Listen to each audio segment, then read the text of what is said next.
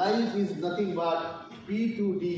এই B to D এর মধ্যে হচ্ছে জীবন। সত্যি তো ঠিক যে জন্ম আর মৃত্যু এর মধ্যেই থাকে লাইফ। কিন্তু আর একটা কথা আমরা জানি, যদি আমরা আলফাবেটিক্যালি লিখি পি আর ডি এর মাঝখানে আর একটা লেটার থাকে, সেই লেটারটার নামটা কি? সি। তো কেউ খুব ভালো বলে থাকে যে বলে আছে যে জন্ম এবং মৃত্যুর মাঝখানে দাঁড়িয়ে থাকে লাইফ, আর লাইফ ডিপেন্ড করে সি এর উপর। আর সি মানে হচ্ছে চয়েস। সি মানে হচ্ছে চয়েস। আপনার জীবনের পছন্দটা কি, কি চয়েস করছেন? থ্যাঙ্কস টু গড যে জীবনের স্মার্ট ভ্যালুটাকে চয়েস করেছিলাম, যার জন্য লাইফটা বদলে গেছে। আমি সুরজিৎ অধিকারী এই বিজনেসটা বা এই সাবজেক্টের সাথে যুক্ত হয়েছি ধরো প্রায় 18 বছর আগে। মানে এটা 2021 চলছে, 2003 সালে অ্যাডমিশন। তোমাদের কেউ না কেউ ইনভাইট করেছিল, আমাকেও তেমনি ইনভাইট করেছিল মিস্টার পার্থ বর্মন। ওই সময় তিনিও স্টুডেন্ট ছিলেন, আমিও স্টুডেন্ট ছিলাম। তিনি সেকেন্ড ইয়ারে পড়াশোনা করতেন ইকোনমিক্স অনার্স নিয়ে, আমি সেকেন্ড ইয়ারে পড়াশোনা করতাম বিটেক। আমার ইলেকট্রনিক্স ডিপার্টমেন্ট ছিল আমার। তো আমারও যেহেতু আমারও ফিনান্সিয়াল কন্ডিশন, তারও ফ্যামিলির ফিনান্সিয়াল কন্ডিশন সেম ছিল, একই রকম পরিস্থিতি ছিল। আমিও খুঁজছিলাম কিছু একটা যেখান থেকে কিছু রোজগার করা যায়, কারণ কলেজের পড়াশোনার যে চাপ, যে অর্থনৈতিক চাপ, সেই চাপটা আমি নিতে পারছিলাম না। প্রতি বছর বছর হাজার হাজার টাকা খরচা, এই টাকাটা আমার বাবা বা আমার প্যারেন্টস দিতে পারছিল না। তো সেই জায়গা থেকে আমি খুঁজছিলাম কিছু একটা করা যায়।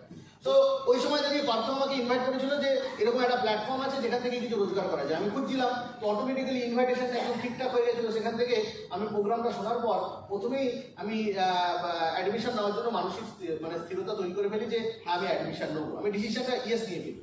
দেখার পর যখন অ্যাডমিশন নিয়েছিলাম এবং নিজের অজান্তেই একটা বৈপ্লবিক প্ল্যাটফর্ম, একটা বিরাট বড় একটা বৈপ্লবিক প্ল্যাটফর্ম, একটা রেভলিউশনারি প্ল্যাটফর্মে যে আমি অ্যাডমিশন নিয়েছি সেটা বুঝিনি, বাট অ্যাডমিশনটা নিয়ে ফেলেছিলাম।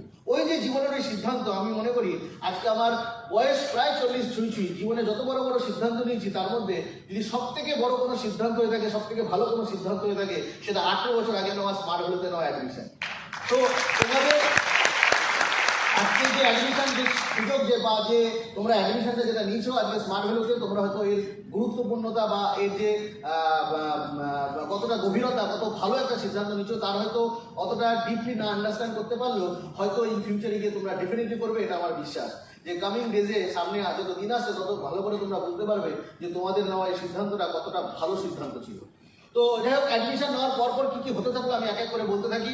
2003 আমার অ্যাডমিশন, 2004 সালে আমি প্রথম ফরেন ট্রিপ পাই স্মার্ট ভ্যালুর সুবাদে। 2004 যাই চলে যাই সিঙ্গাপুর। একটা মধ্যবিত্ত ফ্যামিলির ছেলে, সে হট করে সিঙ্গাপুর চলে যাওয়া, এটা একটা বিরাট বড় একটা গল্প কথা শোনার মতো, রূপকথার গল্পের মতোই লাগে। এ স্বর্ণ যে কোনোদিন এসে 3 টায়ারে চলেনি, 2 টায়ারে চলেনি, হট করে সে সিঙ্গাপুর চলে গেল 1 বছরের মাথায়। তো সেটা একটা সত্যি একটা রূপকথার গল্পের মতো। এবং সেখানে গিয়ে 5 স্টার হোটেলে থাকা, সেখানে গিয়ে মার্সিডিজ বেঞ্চ চড়া, সেখানে গিয়ে 3 নাইট 4 ডে সিঙ্গাপুরকে উপভোগ করা, এটা একটা বিরাট বড় রূপকথার মতোই লাগে আমার। মাঝে মাঝে গায়ে কাটা দেয় যে সত্যি কীভাবে হয়েছিল ব্যাপারটা। তারপরে 2005-6 পরে সেখান থেকে আরও কিছু ফরেন ট্রিপ আমি অ্যাচিভ করি। সেখান থেকে দুবাই যাই, ইস্তানবুল যাই, হংকং যাই, ম্যাকাও যাই। তারপরে সেখান থেকে মাকে নিয়ে একসময় লন্ডন স্কটল্যান্ড ঘুরে আসি। তারপরে সুইজারল্যান্ড, প্যারিস, জার্মানি, তারপরে সাউথ আফ্রিকা, ইতালি, ফ্রান্স, এই সমস্ত জায়গা অলরেডি ঘোরা হয়ে গেছে। এগুলো ফরেন ট্রিপের ঘটনা। এবং আজকালকার দিনে শুধু আমি যাই না, বলতে পারি আমরা আজকে বেশি ভালো লাগে যখন টিমের ছেলেপেলেদের সাথে করে নিয়ে যাই। গত 2 বছরে প্রায় বহু ছেলে মেয়েকে সাথে করে নিয়ে ফরেন ট্রিপ ঘুরে এসেছি, কখনো মালয়েশিয়া, কখনো থাইল্যান্ড। এগুলো আমরা প্রতি বছরই করি। ন্যাশনাল ট্রিপের কথা আলাদা করে বললাম না, কারণ ওটা এখন জলবৎ তরলম, জলের মতো তরল হয়ে গেছে, ইজি হয়ে গেছে। প্রতি মাসেই কোনো না কোনো জায়গায় আমাদের ঘুরতে যাওয়া, বিজনেস সুবাদে বিভিন্ন জায়গায় ট্রিপে যাওয়াটা অলরেডি হয়েই থাকে, সেটার জন্য আর আলাদা কিছু বলি না। আজকালকার দিনে লোকে জয়নগর ঘুরতে গেলেও 10-12টা ফটো দেয়, হ্যাঁ, তো মামাবাড়ি ঘুরতে গেলেও 50টা সেলফি দেয়। তো সেগুলি আর আমরা যদি করতে যাই, এই যে প্রতি সপ্তাহে কোথায় কোথায় ঘুরতে যাচ্ছি, তাহলে আর ফটো করতে তখন আর বিজনেস করার সুযোগ পাবো না। তাদের ফেসবুক শুধুমাত্র সেলফি তুলে যেতে হবে যদি প্রতিটা জায়গারই একটা করে ফটো যদি আপলোড করতে থাকি। তো এটা গেল ট্রিপের কথা। যদি বলি রোজগারের কথা, রোজগারও প্রচুর টাকা রোজগার করেছি, খুব কম টাকা রোজগার নয়, সেটা প্রচুর অঙ্কেরই টাকা। সেটা যদি টোটাল ক্যালকুলেশন করতে চাই সেটা অনেক টাকা। সেটা আমাদের মতো মধ্যবিত্ত ফ্যামিলির ছেলে এটা এতটা রোজগার করবো কোনোদিন ভেবে উঠতে পারিনি। 2003 সালে অ্যাডমিশন নিয়েছিলাম, মান্থলি 10,000 টাকা রোজগার করবো বলে। 10,000 টাকা মাসে রোজগার করে, সেটা আমার জন্য বিরাট ব্যাপার। সিনিয়রদের যখন দেখতাম, বড় বড় সিনিয়ররা যারা প্রচুর টাকা রোজগার করছে, তাদের কোম্পানি একটা করে ভাউচার দিত। আমাদের কোম্পানি যে ভাউচার দেয়, সেই ভাউচারের প্রোডাক্ট ভাউচার যেটা দেয় 10,000 টাকা। আপনি যদি 1 লাখ টাকা রোজগার করেন তাহলে 10,000 টাকার প্রোডাক্ট ভাউচার দেয়। সেই ভাউচার দিয়ে আপনি পরবর্তীকালে আবার প্রোডাক্ট কিনতে পারেন। আমি বাড়িতে বসে ভাবতাম যে সিনিয়রদের মধ্যে 1 লক্ষ টাকা রোজগারের দরকার, 10,000 টাকার ভাউচারের কমিশন যদি আমার নামে চলে আসে তাহলেই কিল্লা পাতে, আর কি দরকার। একটা ব্যাচেলার ছেলের জীবনে 10,000 টাকা পাওয়া মানে বিরাট ব্যাপার। সো 10,000 টাকার মাইন্ডসেট ছিল। আর 2010 সালে গিয়ে যখন আমি দেখলাম যে বিজনেসটা হঠাৎ করে এমনভাবে শিফট হয়ে গেল, 2012-তে আমার বাবা রিটায়ার করেছিল এবং রিটায়ারমেন্ট জাস্ট আমি ছোট্ট ইনকামের ব্যাপারে তোমাদের ছোট্ট একটা ইনফরমেশন দিই যে ইনকামটা কি লেভেলে হতে পারে। আমার বাবা একজন সরকারি চাকরি করতেন, ডিফেন্সে ছিলেন। তো 2012 সালে ওনার রিটায়ারমেন্ট হয় এবং রিটায়ারমেন্ট বেনিফিট পাবো তিনি টোটাল প্রভিডেন্ট ফান্ড, গ্র্যাচুইটি সবকিছু মিলিয়ে গভর্নমেন্ট থেকে ওনাকে দেওয়া হয়েছিল 12 লক্ষ টাকা। 2012 সালে 12 লক্ষ টাকার মোটামুটি দাম ছিল, খুব বেশি দাম ছিল না, বাট মোটামুটি ছিল। সো গভর্নমেন্ট থেকে আমার বাবা পেয়েছিল 12 লক্ষ টাকা রিটায়ারমেন্ট বেনিফিট 40 বছর চাকরি করার পরে। আর আমি 2012 সালে গভর্নমেন্টকে রিটার্ন করি আমার সার্ভিস ট্যাক্স, ইনকাম ট্যাক্স দিয়ে প্রায় 24 লক্ষ টাকা। তো বাবা পেয়েছে গভর্নমেন্ট থেকে 12 লক্ষ আর আমি গভর্নমেন্টকে রিটার্ন করি 24 লাখ। তো 2012 সাল মানে এই বিজনেসটা আমি 2003-এ করতে এসেছিলাম, মানে 2012 সাল মানে 9 বছরের মধ্যে জীবনে এরকম একটা পরিবর্তন, মানে ভাবা যাচ্ছে যে এটা রূপকথার গল্পের মতো লাগছে তো, ইয়েস অর নো? যেটা একটা মানুষ 40 বছর কেন 100 বছর, মানে আমরা তো সাধারণ মানুষ যারা নিপাট একটা সাধারণ জীবনযাপন করার জন্য জন্মেছি, মানে এর থেকে বেশি যারা স্বপ্ন দেখিনি, বড়জোর ভেবেছি একটা সরকারি চাকরি মানে পাওয়া মানে বিরাট বড় ব্যাপার, তাদের জন্য এরকম একটা রোজগার সত্যি একটা গায়ে কাটা দেয়। তো রোজগার আপনি প্রচুর করতে পারবেন, না চাইলেও আপনি করতে পারবেন যদি এই সিস্টেমটাকে ভালো করে বুঝে থাকেন। এবং once you get the success, যখনই আপনার অ্যাচিভমেন্টটা হয়ে যাবে তখন দেখবেন বাকি এই রোজগারটা আপনার জীবনে একটা বাই ডিফল্ট হয়ে গেছে। দেখা গেল রোজগারের ব্যাপার। যদি বলি অ্যাচিভমেন্টের ব্যাপার, এই বিজনেস থেকে অলরেডি অনেক কিছু অ্যাচিভ করেছি। 2007 সালে একটা 4 চাকা কিনি, তারপরে বাড়ি ভাড়া বাড়িতে থাকতাম, সেখান থেকে নিজের একটা জমি কেনা, তারপরে যে বাড়িতে থাকি আজকে সেই বাড়িটার দাম সেটা বহুমূল্য দাম, মানে কয়েক লক্ষ টাকা সেই বাড়িটার ভ্যালু আজকে চলে এসেছে। যেখানে থাকি নিজেরই বাড়িতে থাকি, 2010 সালে সেই গৃহপ্রবেশ হয়।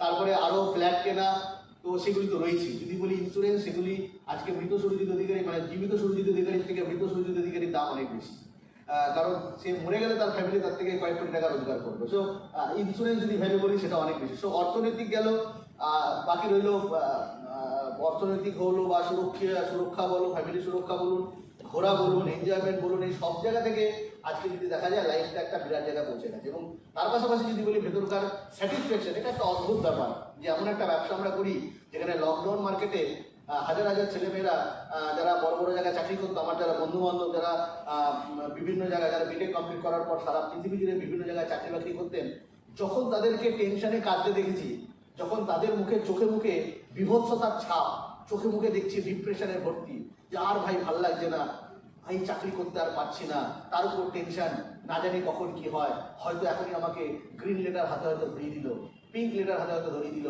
ভাই তোমাকে ছেড়ে চলে যেতে হবে। তাদের মুখে যে চিন্তার ছাপ দেখেছি, যে 40 বছর বয়স হয়ে গেছে, তারা 17 বছর 18 বছর ধরে পড়াশোনা করেছে শুধুমাত্র জীবনের সুরক্ষা পাওয়ার জন্য। আর ঠিক লকডাউন মার্কেটে যখন প্রত্যেকটা কোম্পানি তাদেরকে বলে দিয়েছে আমরা তোমাদেরকে টানতে পারছি না, তাদের মুখে ওই বিভৎসতার ছাপ আমাকে মনে করে দিয়েছিল যে এই ছেলে মেয়েগুলি যারা আজকে জীবনকে নিয়ে চিন্তায় বসে রয়েছে, এরাই একদিন আমাকে জ্ঞান দিতে এসেছিল 2005 সালে, এসে সুরজিৎ তুই স্মার্ট ভ্যালু করছিস, জীবনটা তো রিস্কে থাকবে। আজকে সেই মানুষগুলির জীবন কত বড় রিস্কে চলে এসছে সেটা ভাবলে পরেই গায়ে শিউরে ওঠে যে সত্যি মানুষের জীবনে কত বড় পরিবর্তন। যেটাকে আমরা এতদিন ধরে ভেবে এসেছি জীবনের সুরক্ষা, সেটাই জীবনের সব থেকে বড় রিস্ক। আর যেটাকে ভেবেছিলাম রিস্ক, সেটাই জীবনের সব থেকে বেশি সিকিউরিটি দিয়েছে, সব থেকে বেশি সুরক্ষা দিচ্ছে। কারণ স্মার্ট ভ্যালু লকডাউনে সব থেকে বেশি রোজগার দিয়েছে, প্রতি সপ্তাহে সপ্তাহে রোজগার দিয়েছে। এবং কোম্পানি এই সময় কোম্পানি বোনাসও পর্যন্ত কোম্পানি অ্যানাউন্সমেন্ট করেছে। সো এর থেকে বড় পাওনা একটা কোম্পানি থেকে আর কি হতে পারে? সেটা বিগ অ্যান্ড হাউ উচিত স্মার্ট ভ্যালুর জন্য। এই কোম্পানিটা শুধুমাত্র আপনাকে প্রচুর পয়সা নয়, তা একটা সিকিউরিটি, একটা সুরক্ষা আপনাকে দেয়। এবং বুঝতে পেরেছিলাম যে 2003 সালে নেওয়া সিদ্ধান্তটা এটা কত বড় রাইট ডিসিশন ছিল। তো জীবনে আপনি মানে কেউ সুন্দর কথা বলে গেছে যে life is nothing but B to D, life is nothing but B to D. এই বিটা মানে কি? বিটা মানে কেউ বলে গেছে বি মানে হচ্ছে বার্থ মানে জন্ম, অ্যান্ড ডিটা মানে হচ্ছে ডেথ, ডেথ মানে মৃত্যু। Life is nothing but B to D. এই বি টু ডি এর মধ্যে হচ্ছে জীবন। সত্যি তো ঠিক যে জন্ম আর মৃত্যু এর মধ্যেই থাকে লাইফ। কিন্তু আর একটা কথা আমরা জানি, যদি আমরা আলফাবেটিক্যালি দেখি বি আর ডি এর মাঝখানে একটা লেটার থাকে, সেই লেটারটার নামটা কি? সি। বলতে পারবে কেউ? জোরে বলো কি? সি। সি। তো কেউ খুব ভালো বলে তাই যে বলে আছে যে জন্ম এবং মৃত্যুর মাঝখানে দাঁড়িয়ে থাকে লাইফ, আর লাইফ ডিপেন্ড করে সি এর উপর। আর সি মানে হচ্ছে চয়েস। সি মানে হচ্ছে চয়েস। আপনার জীবনের পছন্দটা কি, কি চয়েস করছেন? থ্যাঙ্কস টু গড যে জীবনের স্মার্ট ভ্যালুটাকে চয়েস করেছিলাম, যার জন্য লাইফটা বদলে গেছে। আপনারা যারা জীবনের এই সিটাকে, এই পছন্দটাকে ঠিক করেছেন, তাদের লাইফটা বদলে গেছে। যারা 19 বছর বয়সে পছন্দ করেছে, বাবার থেকে চাইছে একটা আইফোন, স্মার্ট ভ্যালু করতে চায় না, একটা আইফোন চায়, তার চয়েসটা একটা আইফোনে সীমাবদ্ধ। বড়জোর সে হোয়াটসঅ্যাপ করবে, বন্ধু বান্ধব দেখাবে। সে যদি মেয়ে হয় তাহলে সে কোনো ছেলের কথা ভাববে, কোনো ছেলে হলে সে মেয়ের কথা ভাববে। এই তো তার এমবিসিতে ভাবতে পারছে না। তার একটা লিমিটেড গণ্ডির মধ্যে, লক্ষণ রেখার মধ্যে, লক্ষণ রেখার বাইরে আসে যেতে পারছে না, সীমার বাইরে আসে যেতে পারছে না। সে তার চয়েসটাকে সেভাবে করে ফেলেছে। যদি অন্য কোনো মানুষ হয়, তার জীবনের চয়েসগুলি দেখেছি আমরা, যে চয়েস কি করে মানুষের ভাগ্য নির্ধারণ করে। আমাদের হাতের রেখা কিন্তু আমাদের ভাগ্য নির্ধারণ করে না, করে কি? হাতের রেখা কি ভাগ্য নির্ধারণ করে? হাতের রেখা একদম আমাদের ভাগ্য নির্ধারণ করে না। এটা হচ্ছে দুর্বল মানুষের প্রকৃতি। দুর্বল মানুষ হাতের রেখা, কবজ, হ্যাঁ, এইসবের উপর প্রচুর বিশ্বাস করে। একটা সময় আমার হাতে এই 5টা আঙুলে 5টা আংটি থাকতো, ওইগুলিকে খুলে ফেলে দিয়েছি। যখন তার অ্যাকচুয়াল অরিজিনালিটি বুঝতে পেরেছি যে এগুলি কোনো মূল্যহীন, মানুষের ইচ্ছা শক্তির কাছে কোনো পাথর, কোনো কবজ কিচ্ছু কাজ করে না।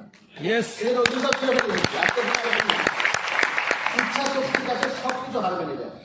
যখন দেখেছি এরকম এই স্মার্ট ভ্যালু করতে করতে, যখন অরুণিমা সিনেমায় দেখেছি, অরুণিমা সিনেমাকে দেখেছি যে একজনের পা কেটে বাদ পড়েছে, পা কেটে বাদ পড়েছে, ট্রেন থেকে কেউ ছুঁড়ে ফেলে দিয়েছে, তার পা কেটে বাদ পড়েছে, তারপরও সে হিমালয়কে জয় করছে। তখন ভাবি যে পা কেটে বাদ যাওয়া, এটা যদি ভাগ্যের পরিহাস হয়, তাহলে হিমালয়ে চড়া এটাকে কি বলবেন? এটাকে কি বলবেন? যদি ওটা যদি দুর্ভাগ্য হয়, পা কেটে যাওয়া এটা যদি দুর্ভাগ্য হয়, তাহলে হিমালয়ে যাওয়া ওটাকে কি বলবেন? পা কেটে যদি বাদ না পড়তো অরুণিমা সিনহার, তাহলে হিমালয় প্রতি বছর 400 থেকে 500 জন যায়। প্রতি বছর 400 থেকে 500 জন মানুষ হিমালয় জয় করে। আপনাদের জানা নেই, হিমালয় পর্যন্ত প্লাস্টিক পাওয়া গেছে, নোংরা জমে আছে। চায়না সরকার প্রতি বছর লোক দলবল পাঠায় সেই রাস্তা পরিষ্কার করার জন্য। কারণ প্রতি বছর শুধু হিমালয় শৃঙ্গ জয় করার জন্য প্রায় 20,000 অ্যাপ্লিকেশন জমা পড়ে। কত? 20,000 অ্যাপ্লিকেশন জমা পড়ে। তার মধ্যে চায়না এবং নেপাল গভর্নমেন্ট মিলে হার্ডলি হয়তো 1000-1200 বা 1300 লোককে অ্যাপ্রুভ করে। তার মধ্যে 1200 থেকে 1500 জনের মধ্যে হয়তো বড় জোর 400 থেকে 500 জন হয়তো সেই শৃঙ্গ টাচ করতে পারে। এবং এরকমও দেখা গেছে যে লম্বা লাইন, 400 জনের লম্বা লাইন, এভারেস্টকে জয় করার জন্য লম্বা লাইন। কেউ 2 দিন ধরে লাইনে দাঁড়িয়ে রয়েছে, এগোতে পারছে না। যেমন আমরা কেরোসিন তেল তুলে তেলের দোকানে লাগিয়েছি, দাদা তেল পাচ্ছি না, এভারেস্টকে ছোঁয়ার জন্য 400 থেকে, ভাবুন এভারেস্টের মতো জায়গায় সেখানে 400 জনের লম্বা লাইন প্রতি বছর যায়। কিন্তু তারপরও আলাদা করে আমরা অরুণিমা সিনহাকে মনে রেখেছি। কেন? কারণ তার পাটা বাদ পড়েছিল বলে। তাহলে আপনি কি বলবেন? পাটা বাদ পড়েছিল, এটা দুর্ভাগ্য না এটা ভাগ্য? তাহলে জীবনে এই যে আমরা কল্পনা করি আমার এটা দরকার, আমি গরিব ঘরে জন্মগ্রহণ করেছি, আমার সাথে এটা কেন হলো, এই সমস্ত কিছুই আপনার জীবনের একটা কল্পনা মাত্র। আপনার কল্পনাতেই আপনি বাঁচছেন। এবং এই কল্পনাগুলিকে যখন আমরা ভাবি, তখন যে এই কল্পনায় ভাসতে ভাসতে ভাবে আমার একটা সাপোর্ট পেলে ভালো হতো, অ্যাকচুয়ালি সে দুর্বল প্রকৃতির, তার ইচ্ছা শক্তি তার জীবনে কম, তার উইল পাওয়ার তার জীবনে কম। সেই জন্য সে আশ্রয় নিয়েছে কিছু পাথর, কিছু ভাগ্যের, কিছু মানুষের। আর যার ইচ্ছা শক্তি প্রচন্ড স্ট্রং, সে কিন্তু কোনো কিছুর উপর নির্ভর করে না। তার জীবন থেকে যদি একটা পাও কেটে বাদ যায়, একটা হাত কেটে বাদ যায়, তারপরও সে ভাবে যে জীবনে আমি উঠে দাঁড়াবো। এই যে জীবনে আমি উঠে দাঁড়াবো, এটাই আপনার জীবনের যথেষ্ট সফলতাকে পাওয়ার জন্য। সো ডিপেন্ড করছে আপনার জীবনের চয়েস, আপনি চয়েস কি করেছেন। সো আজকে যারা তোমরা অ্যাডমিশন নিয়েছো, নতুন যারা অ্যাডমিশন নিয়েছো, তাদের অনেক ধন্যবাদ জানাই এবং তোমাদের অনেক শুভেচ্ছা জানাই যে তোমরা জীবনের একটা বিরাট বড় সিদ্ধান্ত নিয়েছো, খুব ভালো সিদ্ধান্ত নিয়েছো। এবার যদি সিদ্ধান্ত নিলে হয় না, সেই সিদ্ধান্তের ভিতরে ঢুকতে হয় যে ডিসিশনটা আমি নিয়েছি, সেই ডিসিশনটা আমি এক্সিকিউট কী করে করবো। আমি টিকিট তো কেটে ফেলেছি, ট্রেনে যাওয়ার টিকিট কেটে ফেলেছি, আমি ফ্লাইটে যাওয়ার টিকিট কেটে ফেলেছি, সিনেমা দেখার টিকিটটা কেটে ফেলেছি। এবার আমি সিনেমা দেখতে গেলাম না, হবে? টিকিটটা তোমরা কেটে ফেলেছো, এবার সিনেমাটা দেখতে গেলাম না, তাহলে কি সিনেমাটা উপভোগ করতে পারবো? পারবো না। তাহলে আমার প্রথম কাজ, যখন সিনেমা দেখতে টিকিটটা কেটে ফেলেছি, তাহলে সবার আগে সেটাকে এক্সিকিউট করা। যে ডিসিশনটা নিয়েছি, শুধুমাত্র এই ডিসিশনের উপর দাঁড়িয়ে সবকিছু হবে না। এরপর আরো কিছু সিদ্ধান্ত তোমাদের নিতে হবে যে এই কাজটা আমি কিভাবে করবো, এই বিজনেসটা আমি কি করে করবো এবং তার জন্য কিভাবে এগোবো। যেটা আমি আমার সফলতা থেকে শিখেছি, আমি আমার সাকসেসের জার্নি থেকে কিছু জিনিস শিখেছি, সেগুলো তোমাদের সাথে আজকে শেয়ার করবো। তোমরা শুনতে চাও সেটা? Yes or no? যে এই বিজনেসটা কিভাবে করতে হয়, এটা মানে জিজ্ঞেস করবো। সো প্রথম যেটা তোমাদের চয়েস করতে হবে, যে এই বিজনেসটা করার জন্য প্রথম চয়েসটা তোমরা করে ফেলেছো স্মার্ট ভ্যালু, জীবনকে এগিয়ে নেওয়ার জন্য ফার্স্ট চয়েস, দারুণ চয়েস, যেটা করে ফেলেছো। দ্বিতীয় যেটা চয়েস, সেটা কি? দুটো চয়েস আছে, এক হচ্ছে শিখবো, একটা হচ্ছে শিখবো না। কিন্তু আমি আমার জীবন থেকে একটা জিনিস শিখেছি যে তোমরা নলেজ ছাড়া কিন্তু এক পাও এগোতে পারবে না, নলেজ ছাড়া এক পাও এগোতে পারবে না। এবার এটা তোমার চয়েস, তুমি কি করবে। আমি কি নলেজ ছাড়া এগোবো নাকি নলেজ নিয়ে এগোবো? নলেজ আর কিছুই নয়, নলেজ হচ্ছে একটা আলো। নলেজটা কি? নলেজটা কি? একটা আলো, জ্ঞানীর আলো। যদি আমরা দেখি কোনো হাজার হাজার বছর অন্ধকার কোনো ঘর রয়েছে, সেই ঘরে যদি আমাকে আলো জ্বালাতে হয় তাহলে কি আমাকে হাজার হাজার বছর অপেক্ষা করতে হবে? না। জ্ঞানের আলো, একটা ছোট্ট দেশলাইকাঠি ওই হাজার হাজার বছরের অন্ধকার দূর করতে যথেষ্ট, কয়েক সেকেন্ডের মধ্যে। নলেজ টেকনিক জ্ঞানের আলো, যে মুহূর্তে সেই জ্ঞানের আলো তৈরি হলো সেই মুহূর্তে অন্ধকার থেকে আপনি মুক্ত। ঠিক তেমনি এই বিজনেসটা যখন আমরা করতে আসি, অনেকে আমরা অজ্ঞানতার অভাবে এই বিজনেসটা ক্যারি করতে শুরু করি, ভাবতে শুরু করি এই বিজনেসটা মানে মানুষ ধরার একটা ব্যবসা। মানুষকে ধরতে চাই কিন্তু ধরতে পারি না, তারে ধরি ধরি ধরতে না, ধরতে গেলে আর পারি না। কেন? কারণ মানুষকে ধরতে গেলে যেটা করতে হবে সেটা তো আপনি শেখেননি, সেই জ্ঞানের আলো তৈরি হয়নি। আপনি যাকে ধরতে যাচ্ছেন সে তো আপনার মানে সব থেকে অস্থির ব্যাপার, সেটাকে আপনি ধরতে পারবেন না। ধরার জন্য আপনাকে সবকিছু সিস্টেমটাকে বুঝতে হবে। এই বিজনেসটা করার জন্য আপনাকে সেই নলেজটা নিতে হবে। উইদাউট নলেজ আপনি এক পাও এগোতে পারবেন না। এই বিজনেসটা করার সময় এটা আমি বুঝেছি। প্রথম কিছুটা অহংকার ছিল, ভেবেছিলাম বিটেক ইঞ্জিনিয়ার, আমি এত কিছু পড়াশোনা করেছি, এটা শেখার কি দরকার। বাট দুটো পড়াশোনার মধ্যে প্রচুর পার্থক্য রয়েছে। আপনি যে নর্মাল পড়াশোনা করেছেন আর স্মার্ট ভ্যালুতে যেটা শিখবেন, দুটোর মধ্যে অনেক পার্থক্য। ওইখানে আপনি শিখেছেন কি শিখেছেন? আপনি যদি নর্মাল গ্রাজুয়েট হোল্ডার হন, যদি কমার্স গ্রাজুয়েট হন বা সায়েন্স গ্রাজুয়েট হন কিংবা আপনি আর্টস গ্রাজুয়েট হন, ওখানে কি শিখেছেন? কিছু বই শিখেছেন, বই থেকে কিছু মানুষের সম্বন্ধে কিছু জেনেছেন কিছু জিনিস জীবনের সম্বন্ধে, কিছু ভৌগোলিক অবস্থা সম্বন্ধে, এগুলো সব শিখেছেন। আর কিছু শেখেনি, কিছু ইনফরমেশন, কিছু তথ্য আপনি জেনেছেন, এর বাইরে কিছু জানেন। Yes or no? বাট এখানে তো সম্পূর্ণ ডিফারেন্ট। এখানে তো আপনাকে শিখতে হবে সেটা কি, একটা মানুষের সাথে আপনি কি করে কনভারসেশন করবেন, একটা মানুষের সাথে কি করে কমিউনিকেট করবেন, একটা মানুষের সাথে মানুষের বন্ডিং কি করে এস্টাবলিশ করবেন। তো দুটো সাবজেক্ট টোটালি ডিফারেন্ট। ওখানে আমরা শিখেছি কম্পিটিশন। যখন পড়াশোনা করতাম বাড়ি থেকে শেখানো হতো কম্পিটিশন, তোকে এগোতে হবে, ফার্স্ট হতে হবে, 1 থেকে 10-এর মধ্যে নাম লিখতে হবে, সুরজিৎ কামাল, কাউকে দেখাস না, এটা করিস না। আর যখনই আমি স্মার্ট ভ্যালু ট্রেনিং প্রোগ্রামে এসেছি তখন শিখেছি সুরজিৎ কামাল, সবাইকে নিয়ে এগোতে হবে, তোকে একা ঠিক করলে চলবে না, সবাইকে নিয়ে এগোতে হবে। দুটো পুরো শিক্ষার যে প্ল্যাটফর্ম, দুটো ডাইমেনশনই আলাদা। ওইদিকে শিখেছি কম্পিটিশন, স্মার্ট ভ্যালুতে শিখেছি কোঅপারেশন, সহযোগিতা। ওখানে শিখেছি সেলফিশনেস, কি করে একা জীবনে একা এগিয়ে যেতে হয়। যখন লিখতাম তখন দেখতাম কেউ দেখছে না তো আমার লেখা, টুকটু করে হাতটা গুটিয়ে লিখতাম, যেটা আশেপাশে কোনো নেই। সেলফিশনেস দেখেছি। যখন এখানে স্মার্ট ভ্যালুতে এসেছি তখন দেখেছি যে সেলফিশনেস নেই এখানে মানে সেলফিশ নয়, সেলফিশনেসনেস মানে তোমার স্বার্থপরতা ত্যাগ করতে হবে। সো দুটোর শিক্ষার মধ্যে পুরোপুরি ডাইমেনশনই আলাদা। ওটা একটা অন্য ধাঁচের শিক্ষা, স্মার্ট ভ্যালুতে একটা কমপ্লিটলি ডিফারেন্ট এডুকেশন। তো এই যে শিক্ষাটা আমাদের স্মার্ট ভ্যালু, ইভেন আমার তো মাঝে মাঝে মনে হয় যে প্রচুর ছেলে মেয়েদের উচিত যে পড়াশোনা যারা শিখছে স্মার্ট ভ্যালু তো তাদের রোজগার করার জন্য নয়, জীবন গঠনের জন্য স্মার্ট ভ্যালুতে তার অ্যাডমিশন নেওয়া উচিত। আমাদের জীবন গঠনের জন্য স্মার্ট ভ্যালুতে অ্যাডমিশন নেওয়া উচিত। নাহলে হুমকি খেয়ে পড়বে, সে পারবে না, সমাজের সাথে নিজের তাল মেলাতে পারবে না। প্রচুর ছেলে মেয়েদের হাইলি এডুকেটেড, 82% মার্কস পাওয়া, 88% মার্কস পাওয়া, 92% মার্কস পাওয়া, অঙ্কে 100 অঙ্কে 100 পাওয়া ছেলে মেয়ে। মানে একটা মানুষের সাথে ঠিক মতো কথা বলতে হবে, একটা মানুষের মিনিমাম ইমোশনকে বলছে, অঙ্কে 100 পেয়েছে। তো তিনি খাতার অঙ্ক মিলিয়ে ফেলেছে, বাট জীবনের অঙ্ক মেলাতে পারেন। তাহলে যদি জীবনের অঙ্ক মেলাতে হয়, জীবনের অঙ্ক আর খাতার অঙ্ক দুটোর মধ্যে অনেক পার্থক্য রয়েছে। Yes or no? খাতার অঙ্ক আর জীবনের অঙ্ক মেলানো প্রচুর পার্থক্য। যদি জীবনের অঙ্ক মেলাতে হয় তাহলে জীবনের শিক্ষা দরকার, আর জীবনের শিক্ষা পাওয়ার জন্য স্মার্ট ভ্যালুর মতো অসাধারণ প্ল্যাটফর্ম আর কিছু হতে পারে না। সেই জন্য এইখানকার যে নলেজটা সেটা তোমাকে দিতে হবে। উইদাউট নলেজ এটা হবে না। আমি চেষ্টা করেছিলাম প্রথম 6 মাস নলেজ ছাড়া এগোনোর জন্য, প্রথম 6 মাস চেষ্টা করেছিলাম এবং সেটাকে হুমড়ি খেয়ে পড়েছি, কিচ্ছু করতে পারে না। প্রায় 100 জন মানুষকে ইনভাইট করেছিলাম, 100 জন মানুষকে ইনভাইট করার পর নেট রেজাল্ট ইজ 0। না কাকে ধরতে পেরেছি, না কাউকে ধরে রাখতে পেরেছি। তো প্রথম 6 মাস এরকম অহংকারের মধ্যে দিয়ে একটা অ্যাটিটিউড ছিল, আমার শেখার কি দরকার।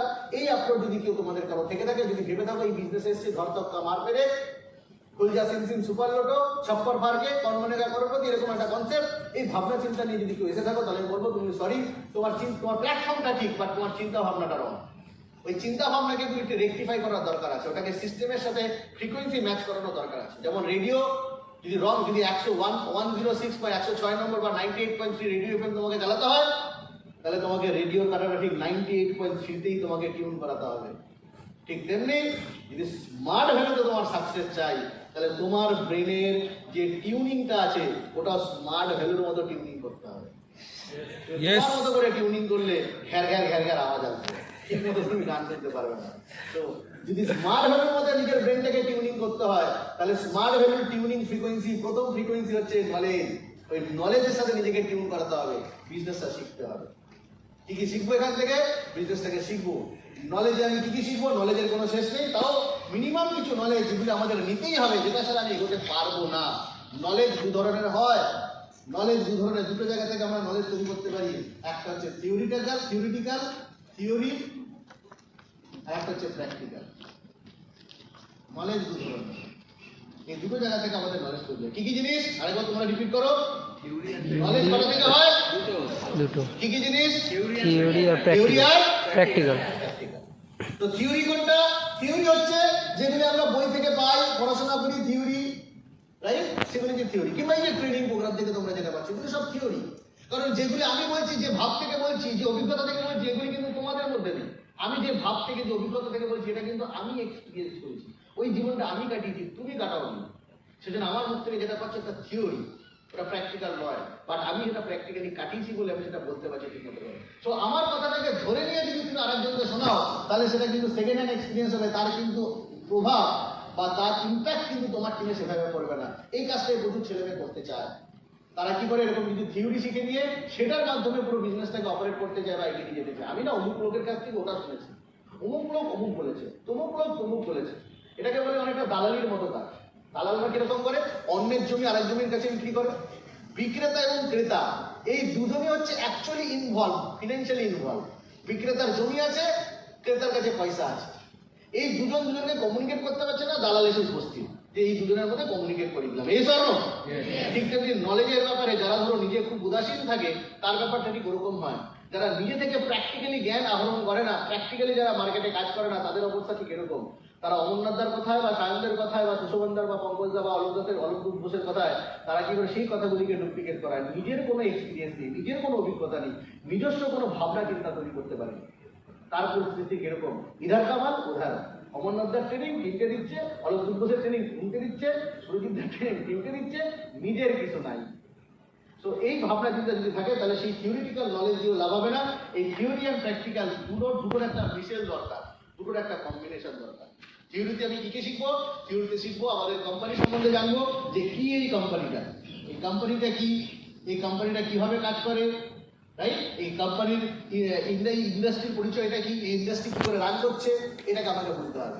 যে আমি যে স্মার্ট ভ্যালু প্রোডাক্ট এন্ড সার্ভিসের যে বিজনেসটা করছি, এই বিজনেসটা কি অ্যাকচুয়ালি, এটা কি প্রতি মাসে মাসে রোজগার দেয়, প্রতি সপ্তাহে সপ্তাহে রোজগার দেয়, গ্যারান্টেড রোজগার দেয়, কি কিভাবে রোজগারটা আসে, রোজগারটা আমি কিভাবে করব, এটার ইনকাম স্ট্রাকচারটা কি, কত মাইলসে কি রোজগার আসে, রাইট? আমাদের এই সিস্টেমে কি কি প্রোডাক্ট রয়েছে, প্রোডাক্ট কি কি রয়েছে, সেই প্রোডাক্ট সম্বন্ধে একটা ইন ডিটেলস আইডিয়া। যে প্রোডাক্ট নিয়ে কাজ করবো সেই প্রোডাক্ট সম্বন্ধে আমার একটু আইডিয়া রাখতে হবে। যদি প্রোডাক্টের সম্বন্ধে আইডিয়া না থাকে কি বলবো? আমি ডিজি স্মার্ট 1 কোর্সটাকে প্রমোট করতে চাই, এই ডিজি স্মার্ট 1 কোর্সটা যে প্রমোট করতে চাই, প্রমোট করে কি পাবোটা কি হবে, সেই মানুষটাই বা কি পাবে, যাকে দিচ্ছি সে কি পাবে, যাকে দিচ্ছি বা আমি যে যখন প্রমোট করছি আমি বা কি পাবো। তো এইগুলি সম্বন্ধে একটা বেসিক আইডিয়া না থাকলে কিন্তু আমি কাজটা করতে পারবো, নাহলে আপনি হোঁচট খেয়ে পড়ে থাকতে হবে। যখনই মার্কেট থেকে প্রশ্ন আসবে, সেই প্রশ্নটা কিন্তু উত্তর আমি দিতে পারবো না। তো নলেজ ইজ মাস্ট। যদি তোমরা মনে করো নলেজ ছাড়াই বিজনেসটা এগোচ্ছে, তাহলে ভুল পথে এগোচ্ছে। নিজেকে একটু টিউন করে নাও, নলেজ ছাড়া কিন্তু বিজনেসটা এগোবে না, নলেজ তোমাদেরকে নিতেই হবে। তার জন্য আমাদের কাছে প্রসপেক্টাস রয়েছে, প্রোফাইল রয়েছে, আমাদের ইউটিউব চ্যানেল রয়েছে। তোমরা প্রথম যারা যারা নতুন অ্যাডমিশন নিয়েছো, তাদের অন্তত দিন 10 মানে আপ টু 10 ডেজ, 10 দিন এই সিস্টেমটা সম্বন্ধে ম্যাক্সিমাম নলেজ তাকে নেওয়া দিতে হবে। তাকে কোম্পানি সম্বন্ধে, প্রোডাক্ট সম্বন্ধে, আমাদের সিস্টেম সম্বন্ধে, রাইট, এই নলেজটা তাকে কিন্তু দিতে হবে। সিস্টেমটা কি করে রান হচ্ছে সেই সম্বন্ধে নলেজ তাকে দিতে হবে। সো ওভারঅল এই সব কিছু নিয়ে তার একটা নলেজ, তার একটা জ্ঞান, তার একটা তথ্য, তার কিছু তৈরি করতে হবে, নাহলে কিন্তু করতে পারবেন না। না ডিজি স্মার্ট 1 কোর্স সম্বন্ধে বলতে পারবেন, না ডিজি স্মার্ট 2 বলতে পারবেন, না ননি সম্বন্ধে বলতে পারবেন, না প্রোটিন সম্বন্ধে বলতে পারবেন, না অ্যালোভেরা, না আমলা, না ফুড সাপ্লিমেন্ট সম্বন্ধে বলতে পারবে। মানুষের মধ্যেও প্রচুর প্রশ্ন আছে, এরকম নয় যে আপনি বিনা প্রশ্নে যেমন এসছেন, আপনাকেও আপনি যাদেরকে প্রোগ্রাম শোনাতে গেছেন তারাও বিনা প্রশ্নে চলে আসবে, তাদের মধ্যেও প্রচুর প্রশ্ন। সেই প্রশ্নের উত্তর দেওয়ার জন্য আপনার মিনিমাম জ্ঞান থাকাটা ভীষণ দরকার। সো এই নলেজ পার্টটা ভীষণ ইম্পর্টেন্ট। তো এটা করতে গেলে 10 থেকে 15 দিন সময় লেগে যায়। প্রচুর ছেলে মেয়ে আছে তারা নিজেরা প্রায় 1 বছর কাটিয়ে ফেলে, তারপরেও দেখা যাচ্ছে তার বেসিক পার্টটা ক্লিয়ার হয়নি। 1 বছর পরেও যখন তাকে বলা হয় ভাই কোম্পানির প্রোনাম কি, সে বলতে পারে না। যখন তাকে বলা হয় এপিএল এর ফুল ফর্ম কি, তখন সে বলতে পারে না। যখন তাকে বলা হয় যে মরিন্ডা সেন্ট্রিফুলিয়া কি, তার ডিটেলসটা কি, সেটা বলতে পারে না। যখন তাকে ডিজি স্মার্ট 1 ডিজি স্মার্ট 2 সম্বন্ধে জিজ্ঞাসা করা, তার অ্যান্সার আমরা বাইনারি মতো বলে। এবার এরকম একটা মানসিকতার ছেলে বা মেয়ে যিনি ডিজি স্মার্ট 1 ডিজি স্মার্ট 2 নিয়ে 6 মাস ধরে কাজ করছে, অথচ তার ডিটেলসটা বলতে পারছে না, তার কি সাকসেস পাওয়ার অধিকার আছে? নো। তার কি সাকসেস পাওয়ার অধিকার আছে?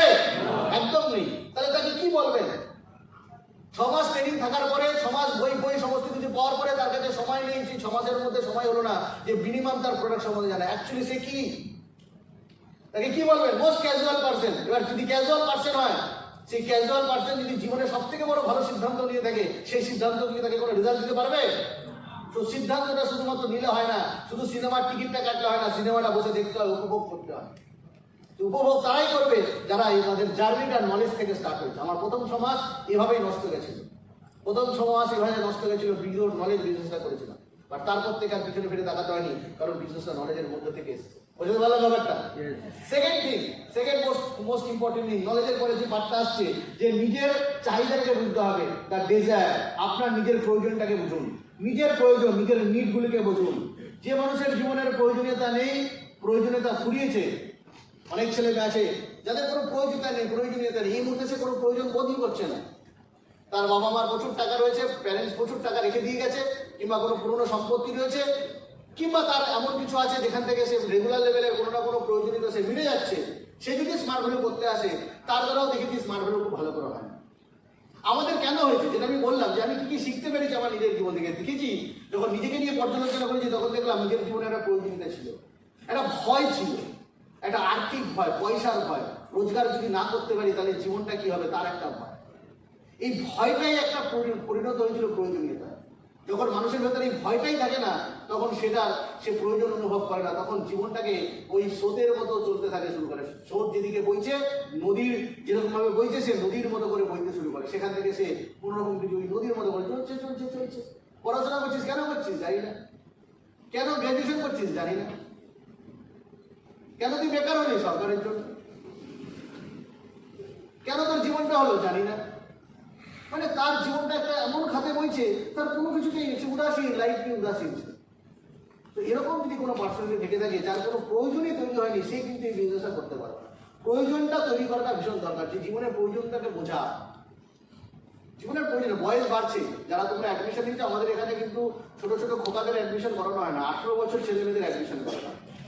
18 বছর বয়স মানে আমরা সুকান্ত ভট্টাচার্যের 18 বছর বয়স পড়েছিলাম। আজকালকার দিনে ছেলে মেয়েদের পড়তে দেখি না খুব একটা, তারা এখন হোয়াটসঅ্যাপ বা ফেসবুক নিয়ে ব্যস্ত। তো ওই প্রতিটা যখন 18 বছর বয়স যখন পড়েছিলাম সুকান্ত ভট্টাচার্যের, খুব সুন্দর লেখা, খুব সুন্দর মানে কবিতারা, যদি কেউ না পড়ে থাকে পড়ে নিও কোনোদিন, দেখবে যে সুকান্ত ভট্টাচার্য যখন কবিতা লিখেছিল তারও বয়সটা কিন্তু সে 18 বছর বয়সী ছিল। একটা 18 বছর ছেলের মানসিকতা কিরকম হতে পারে? হ্যাঁ, এ বয়স জানে ভাঙতে পাথর বাঁধা, এ বয়স জানে রক্তদানের পুণ্য। রাইট? তো যখন সে এই কথাটা লিখছে যে এই বয়স জানে ভাঙতে পাথর বাঁধা, এই বয়স জানে রক্তদানের পুণ্য, আজকালকার যদি ছেলে মেয়েদের যদি দেখি যে 18 বছর বয়সে দেখা যায় তার সে বোধটাই তৈরি হয়, রক্তদানের পুণ্য ভাঙতে পাথর বাঁধা ভুলেই যায়, রুটিটাও ছিঁড়ে খেতে পারে না, সে রুটিটাও সেটাও ছিঁড়ে খেতে পারে না, নিজের জামা কাপড় সেটাও গোছাতে পারে না, নিজের জামা কাপড় সেটাও গোছাতে পারে না। অদ্ভুত ব্যাপার। সামান্য বই পড়াশোনা করছে, বই এদিকে লটর বটর, এই ঘরে একটা বই, ওই ঘরে একটা বই, নিজের মিনিমাম বইটাও গুছিয়ে রাখতে পারে না। এবার ভাবুন, মা বাবা বিরাট লেভেলের সাপোর্ট দিয়ে তাকে তৈরি করছে, সাবান ঘষাচ্ছে, খাইয়ে দিচ্ছে, বই গুছিয়ে দিচ্ছে, সেই ছেলেটা অঙ্কে 100 পেয়েছে। এবার ভাবুন তো এই ছেলেটার মার্কেট ভ্যালু কি আছে? মার্কেট ভ্যালু কিছু আছে? সে তো কিছু থিওরি শিখেছে, তার তো প্র্যাকটিক্যাল কোনো শিক্ষা তৈরি হয়নি। আর বাবা মা ঠিক এই জায়গাটাই ভুল করে বসে থাকে, যে থিওরি শিখিয়ে, থিওরি গিলিয়ে, থিওরিকে ডাইজেস্ট করিয়ে ভাবছে আমার ছেলে মহান জায়গায় পৌঁছে গেছে, কিছু নাম্বার পেয়ে গেল। বাট এই ছেলেটাকে যদি একদিনের জন্য কোথাও ছেড়ে দেওয়া হয়, না খেতে পেয়ে মরে যাচ্ছে। জীবন যুদ্ধে জেতার জন্য মিনিমাম ক্ষমতা তার ভেতরে তৈরি হয়, মিনিমাম সেন্স তৈরি হয়, নিজের রান্নাটা করার মতো ক্ষমতা তৈরি হয়। তার থেকে অনেক ভালো সেই সমস্ত বস্তির ছেলেমেয়েরা যাদেরকে আপনি ছেড়ে দিন রাস্তায় যে কোনো জায়গায়, দেখবেন 7 দিন পরে ঘোরাফেরা করেছে আবার আস্তে আস্তে বাড়িতে ঢুকে গেছে। কারণ সে জীবন যুদ্ধে লড়তে শিখেছে, বুঝতে শিখেছে জীবনে কি করে বেঁচে থাকতে হয়। একটা মানুষ যদি বেঁচে কি করে থাকতে হয় সেটাই শিখতে পারলো না, তাহলে এই নাম্বার দিয়ে আপনি ঝোল খাবেন? Yes or no? Yes or no? ভাবুন তো সুশান্ত সিং রাজপুত কত নাম্বার পেয়েছিল, হাজার হাজার নাম্বার পেয়েছিল, সেই কত টেকনিক্যাল নলেজ, ফিজিক্সের উপর কত নলেজ, আর জীবনে বেঁচে থাকতে পারলো না। জীবনে বাঁচার লড়াই এসে হেরে বসে থাকি। তাহলে আপনি কি বলবেন? প্রচুর পয়সা, প্রচুর টাকা, এসবের দরকার? এসব কিছু না। যেটা দরকার জীবনে বেঁচে থাকতে হবে, বাঁচার জন্য যে লড়াই, সংগ্রাম করার যে শক্তি, সেটাকে হাসিল করতে হবে। সেটা কিভাবে আসবে? প্রয়োজনটাকে বুঝতে হবে। শুধুমাত্র বাবা মার নির্ভরশীলতা হয় না ব্যবসা। আপনাকে সবার আগে, যারা 18 বছর বয়স যারা আছে, যারা যারা তোমরা অ্যাডমিশন নিয়েছো, সবার আগে বাবা মার যে উপর নির্ভরশীলতাকে কাটিও। সবার আগে ভাবো যে এবার সময় চলে এসছে নিজের জীবনটাকে নিজের ভাবে তৈরি করা।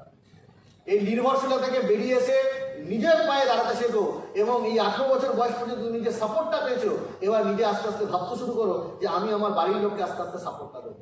এই ভাবনা চিন্তা তোমার ভেতরে প্রয়োজনীয়তা বোধটা তৈরি করবে। যদি ভাবনা চিন্তা না থাকে তাহলে তুমি প্রয়োজনীয়তা বোধটা তুমি পাবে না কোনোদিন। এবং দেখা যাবে ওই আবেশেই থাকে না একটা ইন্ডাকটিভ এফেক্ট, বাবা মা সাপোর্ট দিতে দিতে ওই আবেশেই তুমি ভাবছো হয়তো সারাটা জীবন এভাবেই কেটে যাবে। হট করে যখন 24-25 বছর বয়সে যখন বাবা রিটায়ার করে যাবে, বা বাড়িতে কোনো রকম অ্যাক্সিডেন্ট কোনো কিছু হবে, হঠাৎ করে পয়সার প্রয়োজন, হঠাৎ করে তোমার যোগান যখন বন্ধ হয়ে যাবে, হঠাৎ করে যখন তোমার উপর প্রেশার করবে, তখন কিন্তু তুমি মানে একটা এমন সমস্যার মধ্যে পড়বে, কোনো কিছু করে উঠতে পারবে না। 18 বছর বয়স, এখান থেকে তোমাদের সেই প্র্যাকটিসটা শুরু করে দিতে হবে যে আমি নিজের পায়ে কি করে দাঁড়াবো, বাড়ির ছোট ছোট সমস্যাগুলিকে কি করে দূর করবো, এবং তার জন্য আমার কি কি রিকোয়ারমেন্ট আছে। এই বোধটা যদি না হয়, এই বোধটা যদি তৈরি না হয়, এই নিজস্ব প্রয়োজনীয়তা যদি তৈরি না হয়, তাহলে তোমাকে যতই ধাক্কা মারি না কেন তুমি কিন্তু এগোবে না। এটা হলো প্রথম জিনিস। দ্বিতীয়র সাথে একটা গুরুত্বপূর্ণ জিনিস যেটা তোমাকে সেট করতে হবে, সেটা কি? এই কাজটার প্রতি একটা ভালোবাসা, এই বিজনেসটার প্রতি একটা ভালোবাসা, the love toward this system. একটা কাজটার প্রতি একটা ভালোবাসা, লাভ। এই ভালোবাসাটা যদি না থাকে, রাইট, এই ভালোবাসা, স্যার আমার তো ভালোবাসা আছে, প্রচুর ভালোবাসা। না, আমি সেই ভালোবাসার কথা বলছি না যেটা আপনারা ভাবছো। ভালোবাসার ডেফিনেশনটা আমাদের কাছে মানে বিভিন্ন রকম, সেগুলি বলছি না, ছেড়ে দিই। আমি বলছি কাজটার প্রতি ভালোবাসা, the love toward this system, toward this work. আপনার কাজটার প্রতি ভালোবাসা, এই কাজটা আপনার ভালো লাগে। যখন আমার বন্ধু বান্ধব যখন বলতো সুরজিৎ তুই এই কাজটা করছিস, কাজটা ছেড়ে দে, জীবনটা রিস্কি হয়ে যাবে, তখন আমি ভাবতাম নিজেকে দিয়ে এই কাজটাকে আমার ভালো লাগে। কাজটার প্রতি ভালোবাসা আমাকে সিদ্ধান্ত নিতে বাধ্য করেছে, বা সিদ্ধান্ত নিতে পেরেছিলাম সেই সময় যে আমি স্মার্ট ভ্যালুর সাথে যাবো। কারণ আমার কাছে 4-5টা অপশন ছিল। যখন দেখতাম কলেজ থেকে পরীক্ষা পাস করার পরেই, কলেজের বিভিন্ন রকম ইন্টারভিউ দেওয়ার পরে আমি সরকারি চাকরি পেয়ে যাবো, বেসরকারি চাকরি পেয়ে যাবো, যে কোনো প্রাইভেট ফার্মে চাকরি পেয়ে যাবো, কোনো অসুবিধা নেই, মাঝখানে 20-25 হাজার টাকা সহজে রোজগার করবো। যখন তাই সেই চাকরিটা যখন পেয়ে যাবো, দেখছি চোখের সামনে যে কলেজে ক্যাম্পাস ইন্টারভিউ হচ্ছে, বিভিন্ন রকম প্রাইভেট কোম্পানি আসছে ক্যাম্পাস ইন্টারভিউ নেওয়ার জন্য, যখন ওই জীবনটাকে দেখছি যে 20,000-25,000 টাকার একটা চাকরি আমি পেয়ে যাবো, শুধু টাকার অঙ্ক নয়, তার সাথে সেই জীবনটা যখন দেখছি, তখন দেখছি কাজটা তোমার বেসিক্যালি ভালো লাগে না। তখন নিজেকে জিজ্ঞাসা করছি আমি কি পারবো এই সকালবেলা প্রতিদিন 8টা থেকে রাত 8টা পর্যন্ত এরকম ডিউটি দিতে? প্রতিদিন পারবো অন্যের আঙুলের ইশারায় নিজের জীবনটাকে পরিচালিত করতে? প্রতিদিন কি পারবো যে আমাকে কেউ কাঠপুতুলের মতো এরকম করে উপর ধরে টানছে আর আমি ওরকম করে ডান্স করছি তার মতো করে? আমি কি পারবো এরকম একটা জীবন যেখানে আমাকে ছুটির জন্য অ্যাপ্লাই করতে হবে, তারপরে তার মানসিক অবস্থার উপর নির্ভর করবে আমি জীবনে কতটা ছুটি পাবো কি পাবো না? নিজেকে নিয়ে যখন জীবন জিজ্ঞাসা করলাম, তখন দেখলাম না বাবা আমি এটা পারবো না। হতে পারে সেখানে রোজগার আছে, বাট ওটা পারবো না। আর যখন পাশাপাশি স্মার্ট ভ্যালুকে রাখলাম, তখন দেখলাম এখানে কি কি আছে, তখন দেখলাম স্মার্ট ভ্যালুতে যদি কাজ করি তাহলে আমার সময়ের স্বাধীনতা আমার উপরে। হতে পারে আমি 10 ঘন্টা জায়গায় 14 ঘন্টা কাজ করছি, বাট ওই কাজটা যেটা করছি কাজটা আমার ভালো লাগা থেকে হচ্ছে। কারণ আমি কাজটার মধ্যে কি কিছু পেয়েছি, দেখলাম কাজটার মধ্যে দিয়ে আমি এডুকেশনকে প্রমোট করছি। ভারতবর্ষের হাজার হাজার মানুষ যারা তখন ওই সময় দাঁড়িয়ে বলছি, আমি 2003 সালের কথা 2005 সালের কথা বলছি, তখন কিন্তু ডিজিটাল লিটারেসি সেভাবে ছিল না, মানুষের ঘরে ঘরে কম্পিউটার এডুকেশন কিছু ছিল না। তখন বললাম এটা একটা অসাধারণ কাজ। নর্মাল যারা ছাত্রছাত্রীরা, নর্মাল যারা টিচাররা, যারা জিওগ্রাফি পড়াচ্ছে, হিস্ট্রি পড়াচ্ছে, এই পড়াশোনা দিয়ে বিরাট কিছু সমাজের পরিবর্তন হচ্ছে না। ওই সময় বুঝেছিলাম যে আমি একটা ইনস্ট্রুমেন্টাল ফ্যাক্টর, যে ফ্যাক্টরের মধ্যে দিয়ে সমাজের একটা বিরাট বড় বিপ্লবী পরিবর্তন করা সম্ভব। কম্পিউটার এডুকেশন সমাজের একটা বিপুল পরিবর্তন আনতে পারে, এবং সেই বিপুল পরিবর্তনের আমি একটা অংশীদার। এটা ভেবে আমার ভিতরে ভালো লাগবে যে আমি লোকের বাড়িতে যাচ্ছি যখন, তার মানে একটা এডুকেশনকে নিয়ে যাচ্ছি, তার জীবনের একটা পরিবর্তন নিয়ে যাচ্ছি, সত্যিকারের পরিবর্তনের কথা বলে যাচ্ছি। এই যে আজকালকার মার্কেটে বলছি, অনেকে বলছে আসল পরিবর্তন, কেউ কেউ বলছে পরিবর্তন, কেউ বলছে আসল পরিবর্তন। আমরা তখন মাঝে মাঝে হাসি পাই এই দুজন সবাইকে দেখে যে সবাই পরিবর্তনের কথা বলছে, বাট পরিবর্তনের নামে কি হাহাকার চলছে। পরিবর্তন কি? ওটা দল পরিবর্তন। কেউ এখান থেকে এখানে যাচ্ছে, সেখানে যাচ্ছে। জীবনের কোনো পরিবর্তন হচ্ছে কি? বিশ্ব হবে। জীবনের পরিবর্তন যদি করতে হয়, জীবনের পরিবর্তন হলে শিক্ষা, স্বাস্থ্য, রোজগার, এই তিনটে হচ্ছে বেসিক জিনিস। শিক্ষা, স্বাস্থ্য, রোজগার, যে তিনটে প্যারামিটারের উপর কাজ করেছে সে জীবনটাকে পরিবর্তন করতে পেরেছে। আর আমরা গর্বের সাথে বলি লাস্ট 20 বছর ধরে স্মার্ট ভ্যালু এই কাজটাই করে যাচ্ছে, শিক্ষা, স্বাস্থ্য, রোজগার। এটাই আসল পরিবর্তন। কোনটা আসল পরিবর্তন? এই শিক্ষা, স্বাস্থ্য, রোজগার, এটাই আসল পরিবর্তন। এবং আজকে আমরা প্রত্যেকটা ছেলে মেয়ে যারা কাজ করছি, তখন ভাবতাম যে বাহ, এই কাজটা তো বেশ সুন্দর, যে লোকের বাড়িতে বাড়িতে গিয়ে লোক সম্বন্ধে বলছি, লোকের কাছে যাচ্ছি, একটা যে লোকটা মুমূর্ষু রোগী বা যে লোকটা রোগ হতে যাচ্ছে, রোগ হওয়ার আগেই তার সাথে আমি ডিসকাস করতে যাচ্ছি যে রোগটাকে কি করে আটকাবে। রোগীর পরে নয়, রোগের আগে গিয়ে আমি তার বাড়িতে পৌঁছে যাচ্ছি। এটা তো দারুণ একটা কাজ। এই কাজটার প্রতি একটা ভালোবাসা হতে শুরু করবে। হতে পারে আমি একটা ডিগ্রি হোল্ডার, ইঞ্জিনিয়ারিং করে ফেলেছি, ভুলবশত করে ফেলেছি না, কিন্তু সারা জীবন আমাকে একটা মেশিনের সাথে কাটাতে হবে। আর মেশিনের সাথে কাটাতে কাটাতে আপনি কি হবে? ছোটবেলায় ফিজিক্যাল সায়েন্সে পড়েছিলাম, ফিজিক্সে পড়েছিলাম ইন্ডাকটিভ এফেক্ট। কিরকম? লোহার সাথে থাকতে থাকতে আস্তে আস্তে লোহার ধর্ম তোমার মধ্যে চলে আসবে। চুম্বকের সাথে থাকতে থাকতে তোমার ভেতরে চৌম্বকত্ব আরোপিত হবে। ঠিক তেমনি মেশিনের সাথে থাকতে থাকতে তোমার ভেতরেও মেশিন সুলভ মানসিকতা হয়ে যাবে। ভাবুন তো, আজকালকার ছেলেমেয়েরা যারা ধরুন কর্পোরেট সেক্টরে চাকরি করছে, একটা 4 ফুট বাই 4 ফুট একটা ঘরের মধ্যে একটা কম্পিউটার, একটা ল্যাপটপ নিয়ে বসে রয়েছে, দিনে 12 ঘন্টা ওই ল্যাপটপের সাথে থাকতে থাকতে এই মানুষটাই অর্ধেক ল্যাপটপ হয়ে গেছে। এ তো জীবনের ধর্ম। যার সাথে সময় বেশি কাটাবেন তার মতো করে আপনি হবেন। সে যখন 12 ঘন্টা করে সে যাচ্ছে বাড়িতে, ছোট বাচ্চারা যখন দৌড়ে দৌড়ে আসছে বাবা বাবা বলে, এই ছাড়তো, সে বিরক্তি করে তাকে ধুয়ে সরিয়ে দিচ্ছে। ছোট্ট বাচ্চাটা অপেক্ষা করছে লাস্ট 18 ঘন্টা ধরে বাবা কখন আসবে, 2 দিন ধরে অপেক্ষা করছে। বাবা এসছে, বাবা বলছে, বাবা বিরক্তিকর মন নিয়ে ব্যাগটা ছুড়ে ফেললো, এসি ঘরে গিয়ে সে ঘুমোতে শুরু করলো, কিংবা বউকে বললো একটা প্যাক বানিয়ে নিয়ে আসো, প্রচুর রাত কাজ করেছে, আর ভালো লাগে না, ব্রেন হ্যাক করে গেছে। সে প্যাক খেয়ে ঘুমিয়ে পড়ে গেছে। ছোট বাচ্চাটা তাকে দিল ফ্যাল ফ্যাল করে। সেই বাচ্চাটাকে সে একটা ভালো ইংলিশ মিডিয়ামে ভর্তি করালো। বাবা ভাবলো যে আমি আমার দায়িত্ব পালন করে ফেলেছি, ছেলেকে আমরা ভালো স্কুলে দিয়ে দিয়েছি, তোদের জন্যই তো করছি, তোদের জন্য করতে গিয়ে সেটা বুঝতেই পারলো না যে বাচ্চার চাহিদা স্কুলের থেকেও বেশি গুরুত্বপূর্ণ বাবার উপস্থিতি, সেটাই বুঝতে পারলো না।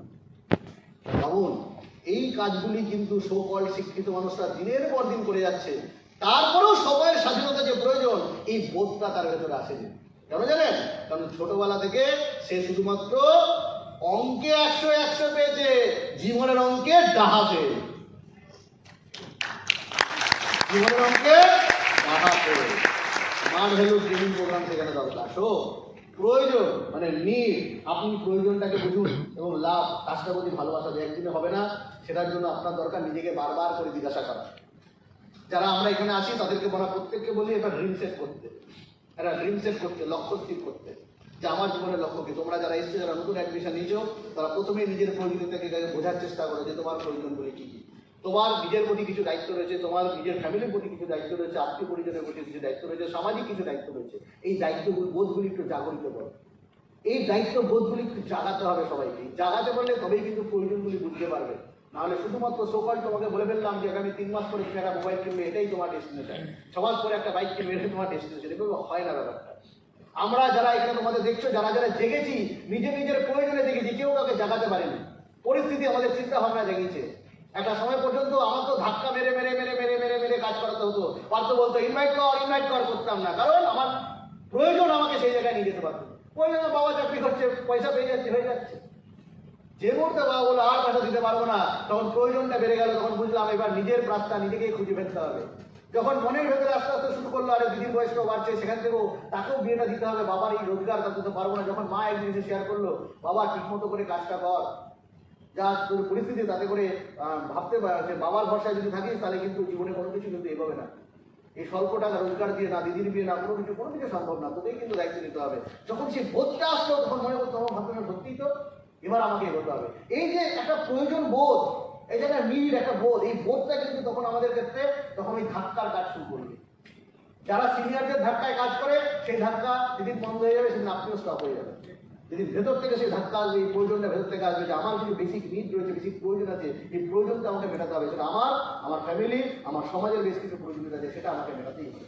যে মেটানোর জন্য আমাকে দৌড়াতে হবে। এই বোধটা যেদিন জাগবে সেদিন কিন্তু আর সময় নষ্ট আপনি করতে পারবেন না। সেদিন ফেসবুক হোয়াটসঅ্যাপে যদি তুলকালাম কাণ্ড হয়ে যায় তাতেও আপনার কিছু যায় আসে না, কারণ তখন আপনার সবার আগে লক্ষ্য থাকবে যে আমি আমার জীবনটা ঠিক করতে পারছি না। কারণ একটা মানুষ যদি নিজের জীবনটা ঠিক না করতে পারে, 4-10টা মানুষ ঠিক করতেই পারে না, অসম্ভব ব্যাপার, হতেই পারে না সেটা। বুঝতে পারলেন ব্যাপারটা? সো নিড, প্রয়োজনটাকে তৈরি করুন। যারা গোল সেটের কথা বলে, এটাই গোল সেটের মতোই। গোল সেট আমাকে সেট করতে হবে যে আমার প্রয়োজনগুলি কি কি।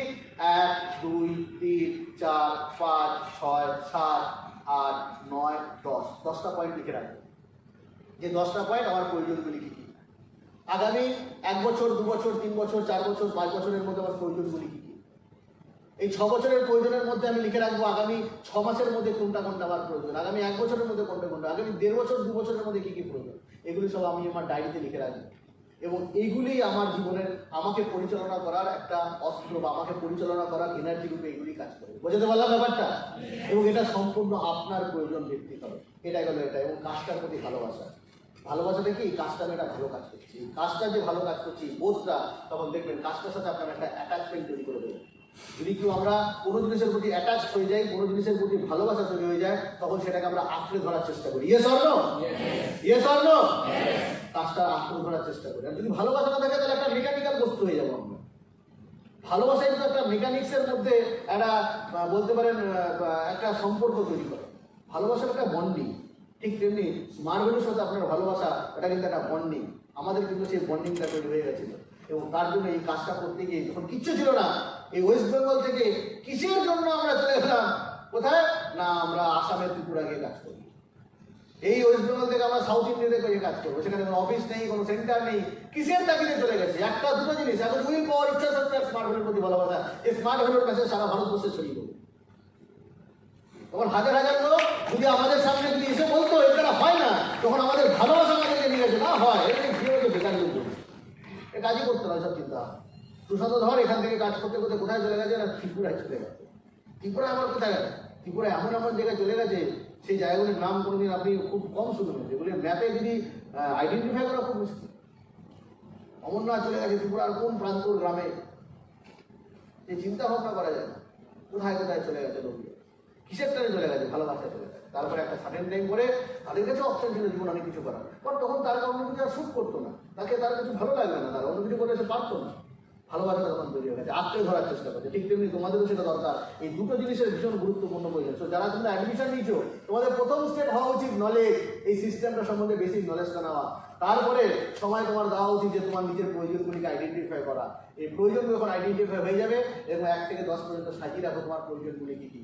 তার মধ্যে আগামী 3 মাসের মধ্যে কী পেতে চাও, আগামী 6 মাসে কী পেতে চাও, সেটা তোমার বাড়ির জন্য হোক, তোমার নিজের জন্য হোক বা সমাজের জন্য হোক, যেটাই হোক না কেন, সেই প্রয়োজনটা তুমি তোমার ভেতর থেকে অনুভব করার চেষ্টা করো এবং ভালোবাসা ধীরে ধীরে সিস্টেমের সাথে ট্রেনিং দিতে দিতে তোমার প্রভাব পড়ে যাবে। তো এটা গেল তোমার দ্বিতীয় স্টেপ, রাইট? এবার 3 নম্বর স্টেপে আসি। বুঝে নাও 3 নম্বর স্টেপ, টাইম দিতে হবে। টাইম দিতে হবে, টাইম না দিলে হবে না। টাইমটা কি? এই বিজনেসে একটা টাইম থাকবে, এই টাইমটা তোমাকে দিতে হবে। 3 নম্বর ভীষণ গুরুত্বপূর্ণ পার্ট পাতি কথা বলছি।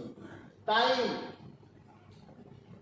Time to develop your communication skill. Communication স্কিলকে ডেভেলপ করার জন্য তোমাকে টাইম দিতে হবে। স্কিল ভীষণ গুরুত্বপূর্ণ। কমিউনিকেশন স্কিলকে ডেভেলপ করার জন্য তোমাকে টাইম দিতে হবে। 1 দিন 2 দিন এটা পারে না, মিনিমাম 3টে বছর তোমাকে টাইম দিতে হবে। কত বছর সময় দিতে হবে? 3 বছর। কত বছর? 3টে বছর তোমাকে টাইম দিতে হবে। 3টে বছর। আমরা সিস্টেমে একটা কথা বলে থাকি, learn it, do it and teach it. এটা আমাদের সিস্টেমের একদম বলতে পারো থাম্ব রুল।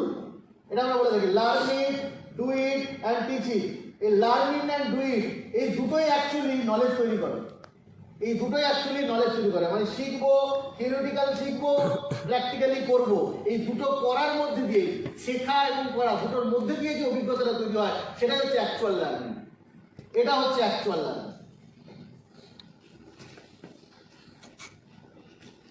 শুধু একটা পাঠ করলে হবে না, শুধু লার্ন ইট করলে হবে না, এটাকে ডু ইটে ট্রান্সফার করতে হবে। সো লার্ন ইট আর ডু ইট, এই দুটোর মধ্যে যে আমার অ্যাকচুয়াল লার্নিংটা তৈরি হচ্ছে, এই অ্যাকচুয়াল লার্নিংটা আস্তে আস্তে সময় লাগবে, এটা কিন্তু সময় লাগবে। যেরকম একটা এক্সাম্পল দিই, যে কমিউনিকেশন স্কিলটা ডেভেলপ করার জন্য প্রথম কথা তোমাদের মধ্যে প্রশ্ন আসতে পারে, দাদা এখানে কমিউনিকেশন স্কিলটা কেন শিখবো? এটা কি সহজে বিজনেসটা হয় না? সহজ সরলভাবে আমরা মানুষকে বলবো আমি স্মার্ট ভ্যালু করি, মানুষ সহজে কেন গ্রহণ করে না? এটা কি ইজিলি কেন হয় না? কেন মানুষকে বোঝাতে হয়? কেন স্পেশাল টেকনিক দরকার? কেন বোঝাতে হয় ব্যাপারটা? এই প্রশ্নটা আসতেই পারে তোমাদের মধ্যে। দেখো অ্যাকচুয়ালি কি হয়ে গেছে, সমাজের সব মানুষ সমান নয়। যেমন হাতের 5টা আঙুল সমান নয়, সমাজের সব মানুষ সমান নয়। মানুষ ধাক্কা খেতে খেতে খেতে খেতে প্রচুর ধাক্কা খেয়েছে, সেজন্য খুব সহজে একটা সময় ছিল সত্য যুগ, একটা তোমাদের যুগের একটা ব্যাপার রয়েছে। আমরা শুনেছি সত্য যুগের কথা শুনেছি, দাপর যুগের কথা শুনেছি, শুনেছি তো? Yes or no? সত্য যুগ কিসের যুগ ছিল? সত্য যুগ ছিল যেখানে মানুষ সবাই কি বলতো?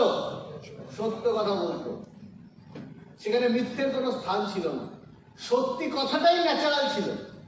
আর আজকে যদি কেউ সত্যি কথা বলে তাকে আমরা পুরস্কৃত করি, কারণ মিথ্যেটা হয়ে গেছে ন্যাচারাল, সত্যিটা হয়ে গেছে সুপার ন্যাচারাল, পাওয়া যায় না সহজে। সত্যিটা হয়ে গেছে অস্বাভাবিক, মিথ্যাটা হয়ে গেছে স্বাভাবিক। Yes or no? বাট একটা সময় ছিল সত্য যুগে যেখানে সত্যটাই স্বাভাবিক ছিল, আলাদা করে মানুষকে বলতে হতো না যে মানুষের সত্য কথা বলছে। আজকালকার দিনে যে সত্য কথা বলে আপনি দেখবেন সব চারিদিকে শুধু মিথ্যে কথা ভর্তি। আপনি গেছেন আপেল কিনতে, বা আপনি গেছেন আপনি পাতি মানে লেবু কিনতে গেছেন, অরেঞ্জ, হ্যাঁ, নাগপুরের লেবু, দাদা কেমন আছে? চিনির মতো মিষ্টি। বাড়িতে যখন খেটছি তখন দেখি লেবুর মতো টক, পাতি লেবু মুখে দেওয়া হয় না। ভাবুন যে একটা লোক যে বাজারে বিক্রি করছে, কি বলে বিক্রি করছে? চিনির মতো মিষ্টি। আচ্ছা আজ থেকে ঠিক 57 বছর আগে মানুষ কিভাবে বিক্রি করতো? অরেঞ্জটা বিক্রি করতো, দাদা ভালো হবে নিয়ে যান মিষ্টি। আর 5-10 বছর পরে লোক কনফিডেন্সের সাথে মিথ্যা কথা বলে, কনফিডেন্সের সাথে মিথ্যা কথা বলে। Yes or no? হয় কিনা? আপনি কলা কিনতে গেছেন, দাদা নিয়ে যান গুড়ের থেকেও মিষ্টি, না হলে কিছু কিছু বলে পয়সা ফেরো। এবার সে ভালো করে জানে এই লোকটা 10 কিলোমিটার দূর থেকে এসছে, পয়সা ফেরত নেওয়ার জন্য সে আবার খরচা করে আসবে। আপনি রাগে বাড়িতে বসে গজগজ করবেন, কিন্তু সেই লোকটা আপনি কজন আছে যারা আমরা বাজার থেকে সবজি কেনার পর আবার সেকেন্ড টাইম যাই খারাপ হওয়ার জন্য? আছি? এই কথাটা ওই জন্য আপনাকে বলছে দাদা আমি তো গ্যারান্টি। কেউ কে এরকম বলে, দাদা এই বাজারে 20 বছর ধরে ব্যবসা করছি, আপনিও থাকবেন আমিও থাকবো, নিয়ে যান দাদা। এই কথা বলার পর আপনি কি পারবেন, কি ভাববেন? এ সাহস কি কথা বলবেন? আপনি বাড়ি থেকে মাছ তুমি জানো এটা কত ভালো, তার থেকে কনফিডেন্স পেয়েছেন। তারপরে যখন আপনি ওই কাঁঠালটা কাটলেন, গিয়ে দেখলেন 1 গুচ্ছ পোকা, এবার আপনি নেবেন ওই কাঁঠালটা নিয়ে গিয়ে যাবেন। আম কিনতে গেছেন, পুরো মানে আম কিনতে গেলে তো মনে হচ্ছে কি ঠকা ঠকবে, এই তো আমের সিজন আসছে। 100 টাকার আম কিনেছেন, পুরো ঠকে বাড়িতে বসে আছে। লিচু পুরো ঠকে, দাদা মুজফ্ফরপুরের লিচু, দেখো কৃষ্ণনগর থেকে এসছে। হয় কি হয় না? চারিদিকের এই পুরো মিথ্যা কথার পুরো জায়গা, পুরো চারিদিকে একটা জায়গাতে আপনি সত্যি পাবেন। তো যে মার্কেটে মিথ্যে মিথ্যে মিথ্যে ঢুকে বসে আছে, সেখানে লোকের চোখ সন্দেহের চোখ, লোকের চোখ সেখানে যদি আপনি বলেন মিষ্টি ভাষায়, দাদা খুব ভালো জিনিস নিয়ে যান, আপনি কি মনে করছেন এই কথাগুলি উনি শুনে শুনে ক্লান্ত হয়ে গেছে? এখানে আপনি যদি বলেন চিনির থেকেও মিষ্টি, লোকে শুনবে না। যদি বলে দাদা আমি আছি আমি ফেরত দেবো, সেটাতেও কাজ দেবে না, কারণ মানুষের যে বিভ্রান্ত হয়ে গেছে, মানুষের বিশ্বাস তলানিতে এসে ঠেকেছে। সেখানে যদি আপনি ঠিক মতো কমিউনিকেট না করতে পারেন, আপনার প্রোডাক্টকে আপনার সার্ভিসেসকে যদি ঠিক মতো রিপ্রেজেন্ট না করতে পারেন, মানুষের মধ্যে ওইগুলি গেঁথে রয়েছে, ডিসবিলিফগুলি গেঁথে রয়েছে, যেহেতু গেঁথে রয়েছে সেজন্য সহজে কিন্তু সে নেবে না, আপনার থেকে গ্রহণ করবে না। সেজন্য আপনাকে স্পেশাল টেকনিক দরকার তার বিলিফটাকে আদায় করার জন্য। বুঝতে পারছি? Yes or no? Yes or no? তাহলে বুঝতে পারছি যে সাধারণভাবে হবে না, এটা অত সহজে মানুষের বিশ্বাস অর্জন করা যাবে না। এটা বোঝাতে পারলাম তো? তাহলে কি সহজ মানে সহজ সরল ভাবে আমি আমার প্রোডাক্ট নিয়ে যাবো, মানুষ কিনে নেবে, এরকম কি হবে? হবে কি? যদি বলি একটা 1500 টাকার মনি নিয়ে গিয়ে এটা নিন, আপনার সুগারের ক্ষেত্রে দারুণ কাজ করবে, উনি কি অ্যাকসেপ্ট করবে? প্রোটিন পাউডার নিয়ে যদি বলেন এটা 80% সয়া প্রোটিন রয়েছে, এটা নিন আপনার জন্য দারুণ কাজ করবে, ওয়েট লসের ক্ষেত্রে বা ওয়েট বাড়ানোর ক্ষেত্রে দারুণ কাজ করবে, নেবে না সে মানুষটা। কারণ সে অরেঞ্জ কিনে ঠকেছে, সে লিচু কিনে ঠকেছে, সে আম কিনে ঠকেছে, সে কলা কিনে ঠকেছে, সে ঠকতে ঠকতে ঠকতে ঠকতে এবার তার বাড়িতে আপনি গেছেন, তখন আপনার মধ্যে সে একটা ঠক জোচ্চোর, ওই যে বাজারের যে হাজার হাজার লোক মিথ্যা কথা বলেছে, আপনার চেহারার মধ্যে সেটা দেখতে পাচ্ছে। আপনার কমিউনিকেশন স্কিল কি? আপনার কমিউনিকেশন স্কিল মানে তার ভেতরে অবিশ্বাসের পর্দাটাকে সরিয়ে দিয়ে বিশ্বাসটাকে ঢোকানো, এটাই কমিউনিকেশন স্কিল। এই কমিউনিকেশন স্কিলটা আপনাকে শিখতে হবে। অবিশ্বাস থেকে সরিয়ে কি করে বিশ্বাসটা তার ভেতরে ঢোকাবেন, এই অবিশ্বাসকে সরিয়ে বিশ্বাসকে কিভাবে ঢোকাবেন, তার জন্য আপনাকে ট্রেনিংটা নিতে হবে। তার জন্য আপনাকে learn it and do it, এই দুটো শিখতে হবে। এবার যখন করবেন এই learn it and do it, do এর মধ্যে দুটো জিনিস আসবে, মাথায় রাখবেন। ডু যখন করবেন, যখন কাজটা যেটা আমরা বলছি যে আপনি এটা করুন, করার পরে যখন আপনি করতে যাবেন তখন দুটো রেজাল্ট আসবে। একটা হচ্ছে ইয়েস, মানুষের থেকে অ্যান্সার হবে ইয়েস, আর একটা পাবেন নো। মাথায় রাখবেন এই দুটোই থেকেই আপনি পাবেন অ্যাকচুয়াল লার্নিং। আপনি ইয়েসকে গ্রহণ করবেন, নোকে গ্রহণ করবেন, এটা হলো হবে না। আপনি যখন কাজ করবেন তখন এই দুটোকে গ্রহণ করে সঠিক শিক্ষাটা নিতে হবে। এই দুটোর মধ্যে দিয়ে আপনার সঠিক শিক্ষাটা হবে। আপনি যদি মনে করেন দাদা 10টা লোকের কাছে গেলাম, 10টা লোক আমাকে নো বললো, তুমি তো যেটা বলেছিলে সেটা তো, আপনি যেটা বলেছিলেন সেটা তো হলো না। যদি নো শুনে থাকেন মাথায় রাখবেন ওই নোটাও আপনার অ্যাকচুয়াল লার্নিং এর ক্ষেত্রে হেল্প করবে। প্রথমে আপনি সফলতা পাবেন না। সেদিনকে আমরা ডিসকাস করছিলাম, বলছিলাম যে প্রত্যেকটা সিস্টেমের মধ্যে একটা করে সিস্টেম রেজিস্ট্যান্স থাকে। আপনি সাইকেল চালাবেন, বায়ু আপনাকে বাধা দেবে, ব্যালেন্স করতে পারবেন, আপনি পড়ে যাবেন। বাট আফটার সাম টাইম আপনি শিখে যেতে পারবেন। আপনার 7 দিন 10 দিন পর আপনি শিখে যাবেন যে কি করে আপনি সাইকেল চালাবেন। আপনি 4 হুইলার চালাবেন, আপনার আইডিয়া কাজ করবে না। 1 মাস 1.5 মাস চালানোর পর আপনি বুঝে যাবেন যে ব্যাপারটা কি করে করতে হয়, কি করে চালাতে হয়, বুঝে যাবেন আপনি 1 মাস 1.5 মাস পরে। সাঁতার কাটতে যাবেন, জল আপনাকে বাধা দেবে, জল আপনাকে সাঁতার কাটতে দেবে না, আপনাকে ডুবিয়ে রাখবে। আপনার ওজন তার মধ্যে আপনি ডুবে যাবেন, জল খেয়ে ফেলবেন, নাক দিয়ে মুখ দিয়ে জল ঢুকে যাবে। এগুলো হবে। প্রত্যেকটা সিস্টেমের একটা সিস্টেম রেজিস্ট্যান্স থাকে। ঠিক তেমনি আপনি প্রথম কাজ করতে নেমেছেন, প্রথম এই খেলায় নেমেছেন, খেলতে নেমেছেন, অটোমেটিক্যালি আপনি চোট খাবেন। এই চোটটা কি? এই চোটটা আপনাকে তৈরি করবে। এই চোটটা কি? এটা হচ্ছে তৈরি করার চোট, আপনাকে মজবুত করার চোট, আপনাকে শেখার চোট, আপনাকে শেখাবে। এই চোট না খেলে, এই হোঁচট না খেলে শিখবেন না। আমার ছোট্ট ছেলে আছে, সে প্রতি মুহূর্ত হোঁচট খায়, আমি কোনো ঘাবড়াই না। যত বেশি হোঁচট খায় তত আমার মনে হয় ঠিক আছে, যত বেশি হোঁচট খাবে তত সে ভেতর থেকে মজবুত হবে। সে হোঁচট খেতে শিখতে হবে। হোঁচট খাওয়া মানে আপনি কাউকে ইনভাইট করতে গেছেন, কাউকে স্মার্ট ভ্যালু সম্বন্ধে এক্সাইটমেন্ট নিয়ে বলতে গেছেন, আমি একটা ফাটাফাটি প্রজেক্টে রয়েছি, তখনই সে এসে বলে স্মার্ট ভ্যালু আমি অনেক শুনেছি। আপনি একটা বিরাট এক্সপেকটেশন নিয়ে গেছিলেন, আশা নিয়ে, সে আশা নিয়ে যখন গেছেন যে আপনার দাদা বা কাকা সেটাকে গ্রহণ করবে, এসে বলে তুই তো ভেসে গেছিস রে। 2-4টে মুচকে হেসে দিয়ে আপনার তুই তো ভেসে গেছিস, গেল তোর, শেষ। আপনার বাবাকে সে বোঝা গেল, ছেলেকে বোঝা কি করছে। এই আমরা কিছুদিন আগে আমরা নর্থ বেঙ্গল গেছিলাম, রায়গঞ্জে গেছিলাম। সেখানে আমাদের স্টেজে বেশ কিছু অ্যাচিভাররা স্টেজে তারা এসেছিল এবং তাদের বাবা মারাও রেকগনাইজ হয়েছিল। 2-4টে প্যারেন্টস যারা স্টেজে এসেছিল, তারা এসে ছেলের সম্বন্ধে বলতে এসে তারা ভীষণ ভাবুক হয়ে পড়েছিল, ইমোশনাল হয়ে পড়েছিল। তারা রীতিমতো বলছে যে যখন আমার ছেলেকে আমি এখানে অ্যাডমিশন করেছিলাম, পাড়া থেকে কমপ্লেন এসেছিল, দাদা ছেলেটাকে শেষ করে দিলে, ছেলেটার জীবনটাকে নিয়ে ছেলেবেলা করলে। একজনের মা এসে বলছে যে আমি তো ভেবেছিলাম আমার ছেলে শেষ হয়ে গেছে। কত লোকের কত প্রবলেম, তারা যদি এসে বাড়িতে যদি হামলা করে বা অসুবিধা করে তখন কি হবে, তারা বলছে লিটারেলি। তারপরে কি বলছে জানেন, যে সেই লোকগুলো একটা সময় এইসব কথা বলেছিল, বাট আজকে আমি গর্বিত আমার ছেলের জন্য যে আমার ছেলে স্মার্ট হলো। যখন সে বলছে, তার মা বলছে যে আমার ছেলে পরিবার নিয়ে যখন আমাকে ঘুরতে নিয়ে যায়, এক জায়গা থেকে এক জায়গায় নিয়ে যায়, আজকে আমি বাসে চড়তে পারি না, ছেলের পরিবার হয়ে গেছে। কোনো জায়গায় যাই, বিয়ে বাড়িতে যখন যাই 150 কিলোমিটার দূর বা 60-70 কিলোমিটার দূর, এখন আর টেনশন নিতে হয় না যে তাড়াতাড়ি বাড়ি ফিরতে হবে, কারণ ছেলের গাড়ি আছে। সে গর্বের সাথে বলছে, তার বাবা বলছে যে ছেলে যে প্রোডাক্টটা দেয়, সেই প্রোডাক্ট দিয়ে আমি যে চাষ করেছি, সেই চাষের রেজাল্ট, দারুণ রেজাল্ট পেয়েছি। যারা আশেপাশে যারা চাষি ছিল তারা সেই রেজাল্ট পায়নি, যে রেজাল্ট আমি পেয়েছি। আজকে গর্বিত আমার ছেলে এরকম একটা বিজনেস করছে বলে, এবং সমাজেও সে নাম কামাচ্ছে। সো আজকে কত মানে লিটারালি আপনি দেখবেন প্রথমে যখন আপনি কোনো কাজ করতে যাবেন কিছু মানুষ থাকবে যে আপনাকে বাধা দেবে। এটা সমাজের নিয়ম, এটা জীবনের নিয়ম, এটা জীবনের নিয়ম। যেমন জল বাধা দেয়, যেমন মাটি বাধা দেয়, ঠিক তেমনি যখন আপনি কাজ করবেন, আপনারা যখন এই মিশনটাকে নিয়ে স্মার্ট হোলের মতো একটা অসাধারণ সিস্টেম আজকে ট্রেনিংটা শুনলেন, শোনার পরে যখন মার্কেটে যাবেন তখন গিয়েই বেশ কিছু লোক আপনাকে নো বলবে, কিছু লোক ইয়েস বলবে, বা সংখ্যাটা ভীষণ কম। এই নো এর সংখ্যা অনেক বেশি।